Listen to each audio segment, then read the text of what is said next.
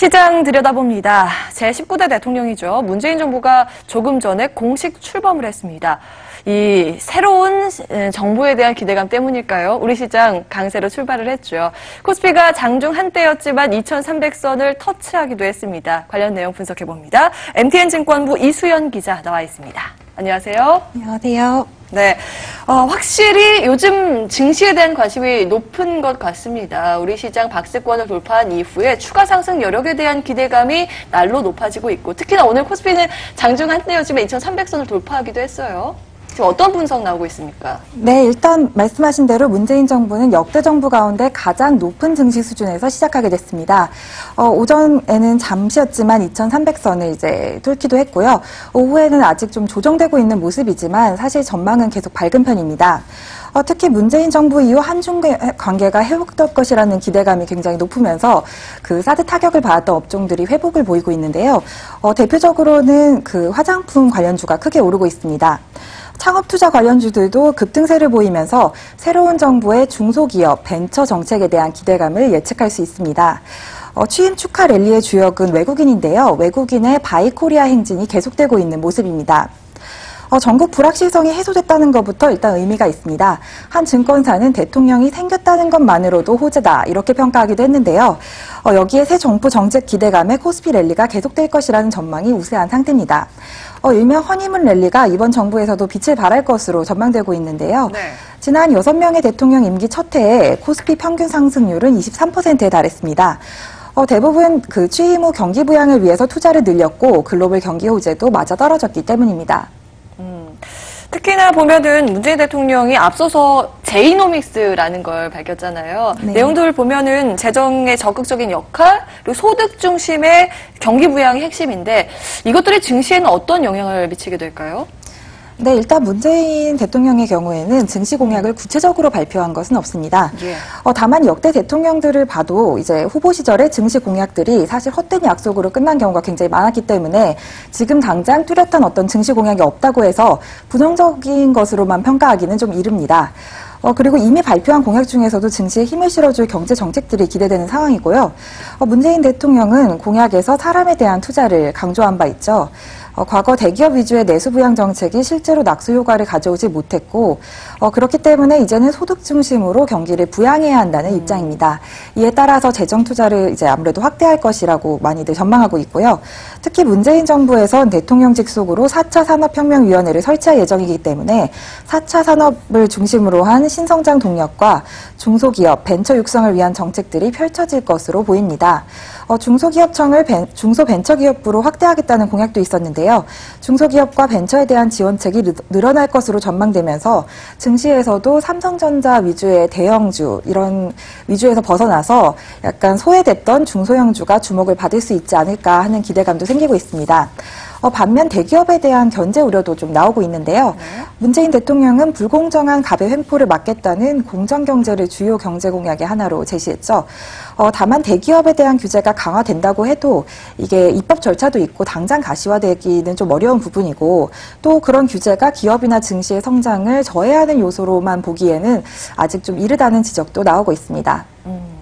그러니까 뭐 중소기업이나 벤처에 대한 지원책이 증가할 것이다라는 기대감은 있는데 이 문제는 대기업을 옥죄는 그러니까 규제를 강화하는 정책으로 나가지 않을까라는 우려감이 제기가 되고 있는 거예요. 이 양측면 좀 잘 살펴볼 필요가 있어 보이고요.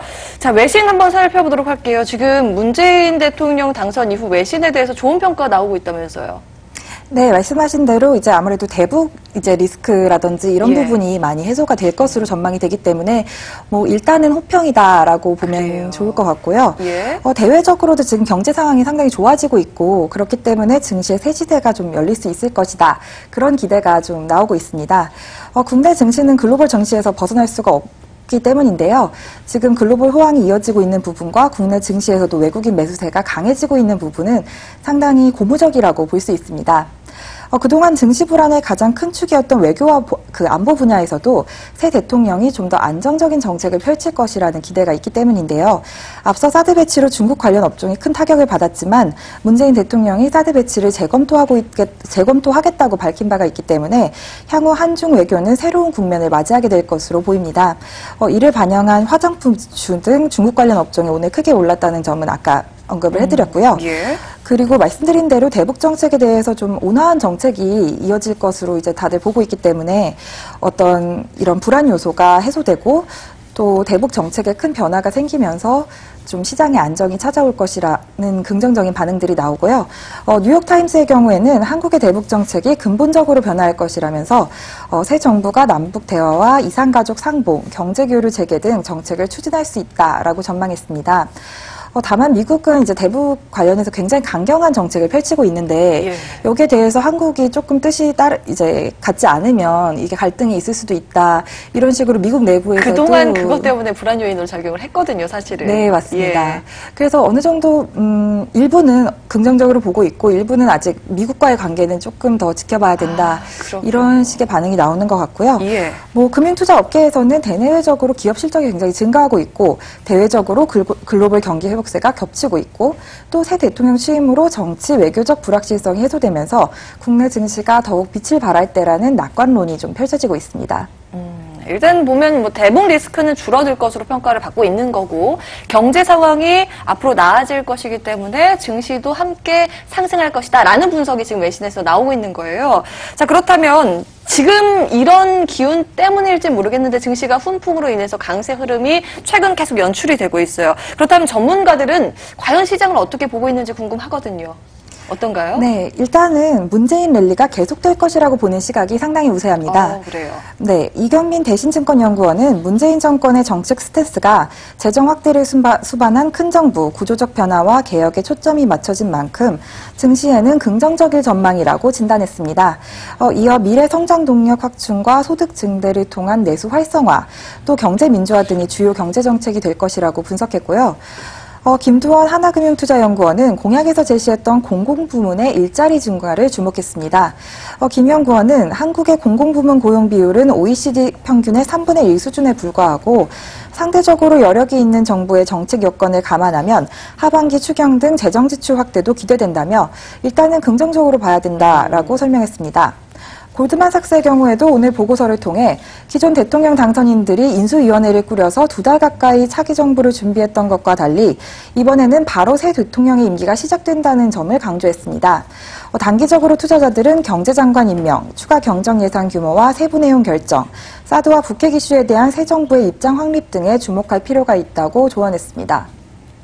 여의도 쪽에서는 시장에 대해서 굉장히 기대를 가지고 바라보는 것 같습니다. 긍정적인 평가를 받는데 사실 이번 정부가 풀어야 할 문제가 굉장히 산적해 있습니다. 그동안 전 정권에서도 경제 민주화에 대해서 이야기를 했지만 그에 대한 결과가 사실 미미하다라는 평가가 나오고 있거든요. 이번 정부가 좀 풀어가야 할 것들 어떤 게 남아있을까요? 네, 말씀하신 대로 경제민주화라는 큰 틀이 아무래도 이제 새 정부의 정책 기조가 될 것으로 보입니다.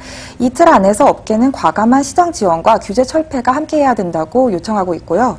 오늘 금융투자협회는 우리 경제의 도약을 위해선 모험 자본을 공급하는 자본시장 활성화가 필요하고 이를 위해서 규제 체계를 규정 중심에서 원칙 중심의 네거티브 방식으로 전환해야 한다고 새 정부에 제언했습니다. 이 네거티브 방식이라는 건요.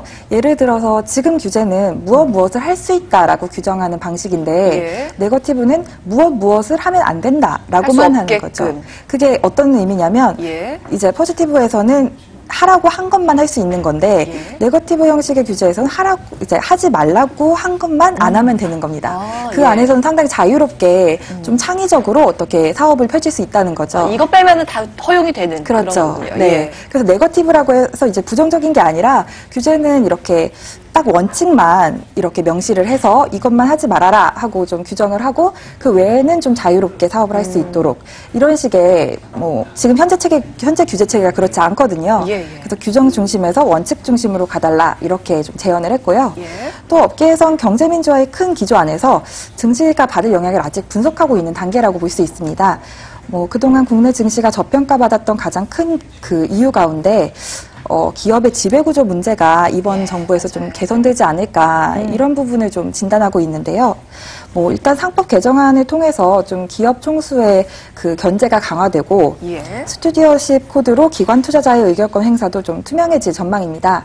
이 스튜어드십 코드는 연기금과 보험사, 자산운용사 등 기관 투자자들이 기업의 의사결정에 적극적으로 참여해서 주주의 역할을 충실히 수행하고 또 투명하게 보고하도록 하는 어떤 일종의 가이드라인인데요. 예를 들어서 삼성물산과 제일모직의 합병 의사결정에서 국민연금의 역할에 대해서 굉장히 많은 논란이 있었잖아요. 근데 앞으로는 이런 의결권 행사 절차가 굉장히 투명하게 공개되기 때문에 여기에 총수 일가가 끼어들어서 불법적으로 어떤 지배력을 강화하려고 한다든지 이렇게 영향을 미치기가 더 어려워지는 겁니다. 아하, 그렇군요. 그래서 사실 그동안 기관 투자가는 보유한 주식이나 거기에 대한 의결권만 좀 주목을 했다면 좀 범위가 넓어지는 거네요. 그렇다기보다는 그 의결권을 행사하는 어떤 절차나 과정에 대해서 좀 더 투명해져야 된다는 거죠. 투명성 확보. 네, 그래서 이제 그렇게 하다 보면은 기관 투자자들이 좀 총수 일가에 흔들리거나 어떤 그런 정치적 이슈나 재계 이슈의 영향에서 좀 이제 아무래도 투명하게 공개되고 그걸 왜 이렇게 했는지를 설명해야 하니까 그렇게 쉽게 좀 할 수 없다는 부분이죠. 그래서 이런 시장의 불확실성이 해소되면 또 증시 투자가 확대될 수가 있고 시장이 활성화될 수 있을 것이라고 보는 시각이 있고요. 그리고 또 경제 민주화의 큰 틀이 분배이기 때문에 국민의 재산 형성을 돕는 정책들도 이어질 것으로 보입니다. ISA 2탄의 도입도 이 가운데 하나로 볼 수 있는데요. 근로소득이 있는 경우에만 지금은 일단 직장인 대상으로 사실 많이 좀 됐던 부분인데 근로소득이 없는 주부나 청년, 은퇴자도 가입할 수 있게 되고요. 또 세제 혜택을 강화하는 방안도 논의하고 있습니다. 업계는 또 국민들의 노후 대비를 위해서 ISA 제도 개선과 함께 지금 현재 예금 위주로 운영되고 있는 연금 자산이 좀 자본시장에도 유입돼야 된다는 점을 강조하고 있습니다. 왜냐하면 아무래도 예금 금리가 너무 낮다 보니까 이렇게 연금 자산들이 그쪽에만 묶여 있으면 국민들의 노후가 대비될 수 없다는 어떤 시각인 거죠. 문재인 대통령은 대선 전부터 자본시장을 적극 육성하고 중산 서민층의 재산 형성을 이제 적극 지원하겠다고 밝혔습니다. 새 정부에 대한 기대감이 그 어느 때보다 높은 지금 새 정부, 새 증시가 지금의 훈풍을 타고 계속 순항할 수 있을지 기대됩니다. 그래요. 알겠습니다. 이렇게 새 정부 출범 첫날 우리 시장에 미칠 요소들 점검해봤습니다. 지금까지 MTN 증권부 이수연 기자였습니다. 말씀 고맙습니다.